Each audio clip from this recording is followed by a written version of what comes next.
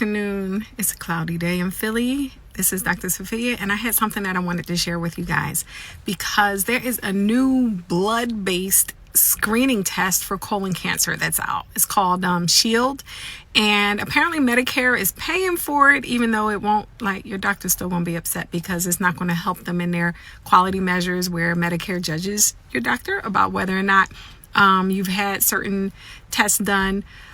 So those two things haven't caught up, but there's a blood test you can get to screen for colon cancer.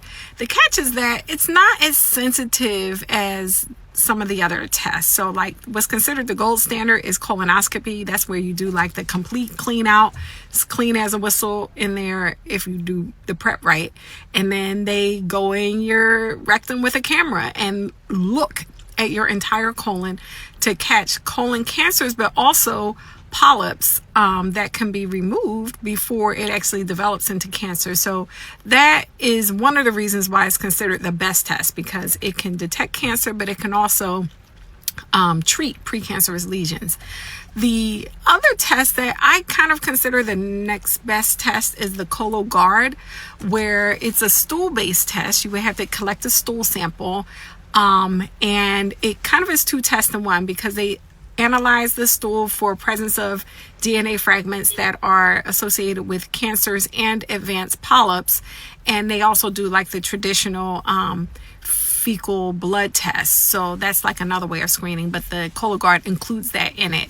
And that one is about like 92% sensitive, meaning 92% of the time that there's cancer there, it's going to find it. That means, like, let's say 8 of 100 people who had cancer and had the test, it might get missed. With the colonoscopy, it's like very low, maybe like 1 out of 100 people or less, there's a cancer there that didn't get detected.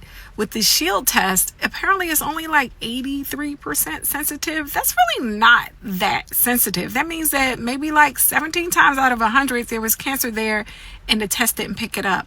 So is getting the screening better than not getting it? Of course. It's better to get some kind of screening than to get none at all.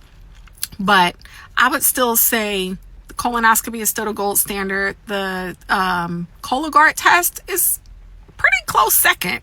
And you don't have to go through the prep. But a lot of people, they're paying good money to get a prep, like paying somebody to clean their insides out and do a colonic and flush and all of that. And that's one of the potentially the added benefits of getting the colonoscopy is you do the prep. Although, you know, theoretically you could just do the prep if you really wanted a clean out.